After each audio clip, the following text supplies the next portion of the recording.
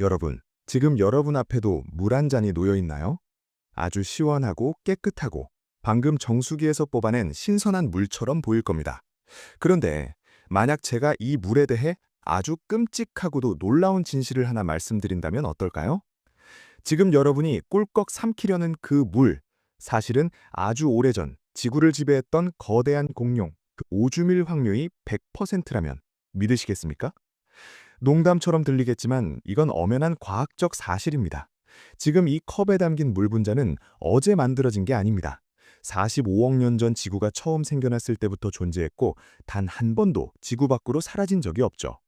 이 물은 증발해서 구름이 되고 비가 되어 내리고 공룡의 목구멍을 타고 넘어가 신장을 통과한 뒤 다시 강으로 배출되었습니다.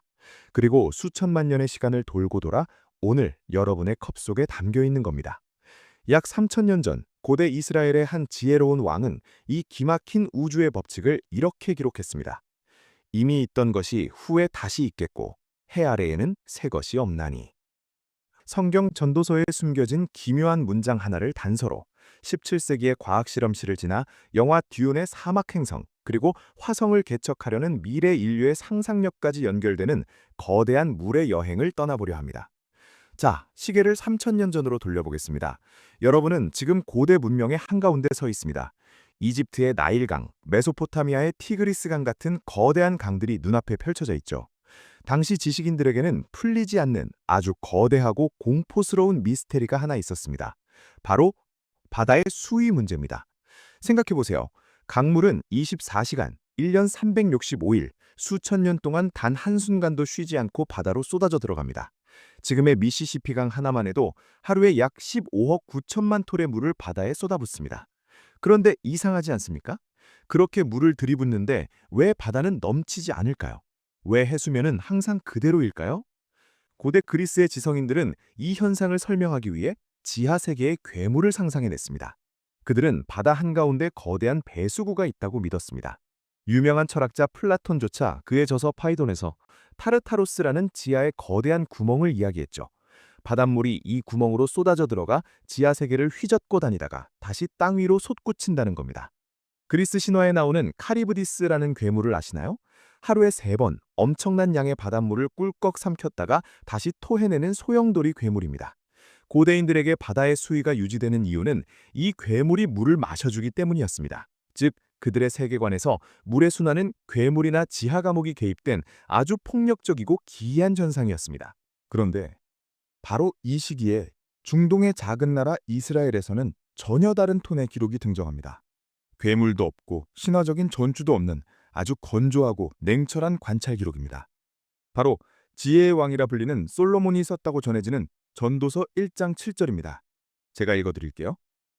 모든 강물은 다 바다로 흐르되 바다를 채우지 못하며 강물은 어느 곳으로 흐르든지 그리로 연하여 흐르느니라. 놀랍지 않나요? 이 문장에는 두 가지 충격적인 통찰이 들어 있습니다. 첫째, 바다를 채우지 못한다는 팩트 체크입니다. 강물이 아무리 흘러가도 바다는 넘치지 않는다는 동적 평형 상태를 정확히 묘사하고 있죠. 둘째, 그리고 이게 정말 중요한데요. 바로 연하여 흐르느니라는 표현입니다. 히브리어 원문을 보면 되돌아가다, 쉬브라는 단어가 쓰였습니다. 물이 사라지는 게 아니라 출발했던 곳으로 다시 돌아온다는 순환의 개념을 명확히 한 겁니다. 여기서 아주 재미있는 언어의 비밀이 하나 숨어 있습니다. 전도서의 주제가 무엇입니까? 보통 헛되고 헛되니 모든 것이 헛되다라고 알고 계시죠? 여기서 헛되다라고 번역된 히브리어 단어 헤벨의 원래 뜻이 뭔지 아십니까? 바로 수증기 또는 입김입니다. 이 책의 저자는 인생이 허무하다고 말하기 위해 단어를 썼지만 과학적 관점에서 보면 이 단어 선택은 소름 끼칠 정도로 절묘합니다. 강물이 바다로 가서 사라지는 것처럼 보이지만 사실은 수증기가 되어 하늘로 올라가고 다시 비가 되어 내린다는 물의 순환 원리와 완벽하게 맞아떨어지기 때문입니다.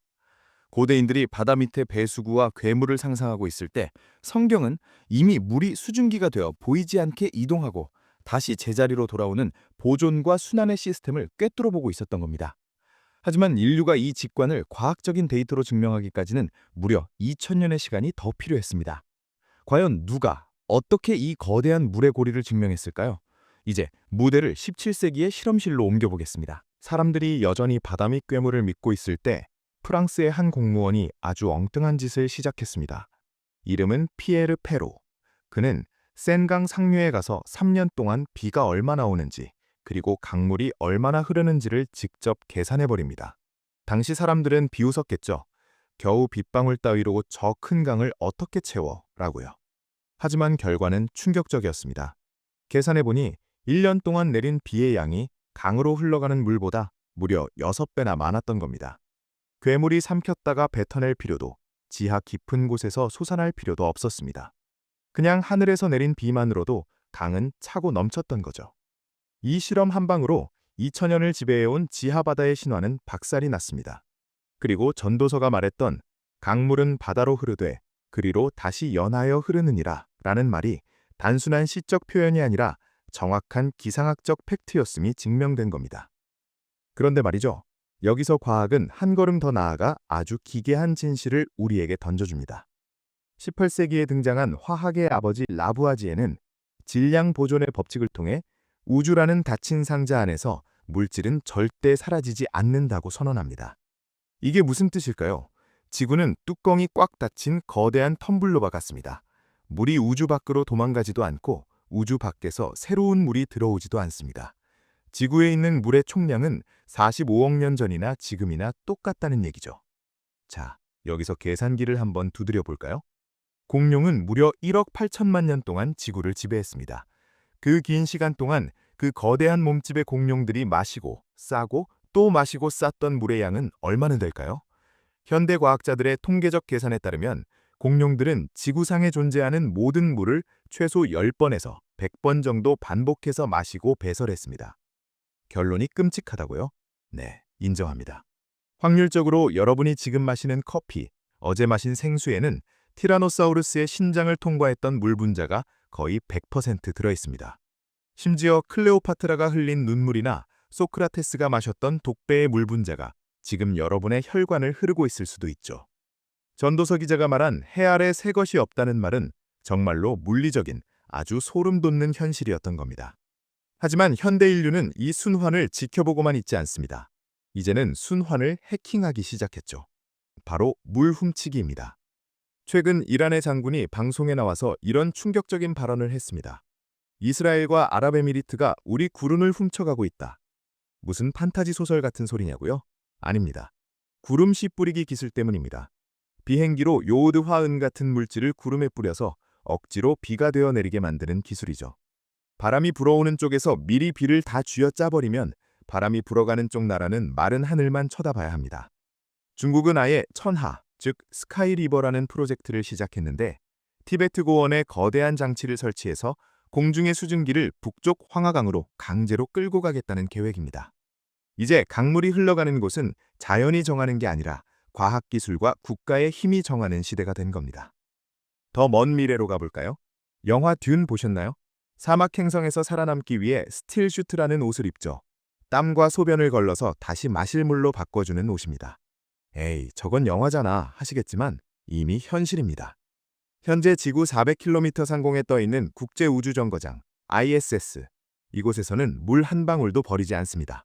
우주인들의 소변, 땀, 심지어 숨 쉴 때 나오는 수증기까지 모아서 정수합니다. 물 회수율이 무려 98%나 달하죠. 나사의 우주인은 이런 명언을 남겼습니다. 이곳에서 어제의 커피는 오늘의 커피가 된다. 조금 비위가 상하시나요? 하지만 이게 바로 인류가 화성으로 가기 위해 반드시 풀어야 할 궁극의 기술, 즉 완벽한 폐쇄 회로입니다. 그리고 더 나아가 우리는 이제 공기 중에서 물을 낚아채는 기술도 개발했습니다. 아프리카 나미브 다카막에 사는 딱정벌레가 등껍질로 안개를 모아 물을 만드는 원리를 모방해서 전기도 없이 공기 중의 수분만 빨아들이는 스마트 스펀지가 상용화를 앞두고 있습니다. 이 기술이 완성되면 사막 한가운데서도 물병 하나만 들고 있으면 저절로 물이 채워지는 마법 같은 일이 벌어질 겁니다. 고대인들이 바다 밑 괴물을 상상할 때 우리는 바다를 우주로, 사막으로, 심지어 우리 몸속으로 가져오고 있는 겁니다. 자, 이제 오늘의 결론입니다. 우리는 전도서의 오래된 지혜에서 시작해 프랑스의 센강을 거쳐 화성의 붉은 사막까지 달려왔습니다. 이 긴 여행을 관통하는 하나의 단어가 있다면 그것은 바로 순환입니다. 시작도 없고 끝도 없이 이어지는 동그라미. 바로 이 완벽하게 닫힌 순환의 고리가 우주의 비밀 코드입니다. 3000년 전 성경은 이 순환을 보며 모든 것이 헛되다라고 탄식했습니다. 강물이 바다로 가도 바다가 채워지지 않는 것처럼 인간의 삶도 끊임없이 반복될 뿐이라는 것이죠. 하지만 과학의 눈으로 본 이 헛됨은 전혀 다른 의미를 갖습니다. 성경 원어인 헤벨이 수증기를 뜻한다고 했죠. 수증기는 사라지는 게 아닙니다. 눈에 보이지 않는 형태로 바뀌어 하늘로 올라가고 다시 생명을 살리는 비가 되어 내려옵니다. 이것은 허무한 소멸이 아니라 영원한 보존입니다. 우리는 지금 지구라는 이름의 거대한 우주선에 탑승해 있습니다. 이 우주선은 밖에서 물을 공급받지 못하는 닫힌 공간입니다. 우리가 마시는 물은 태초부터 있었고 공룡의 몸을 통과했으며 앞으로 우리 후손들이 마실 바로 그 물입니다. 과거 인류는 이 순환을 두려워하거나 그저 바라보기만 했습니다.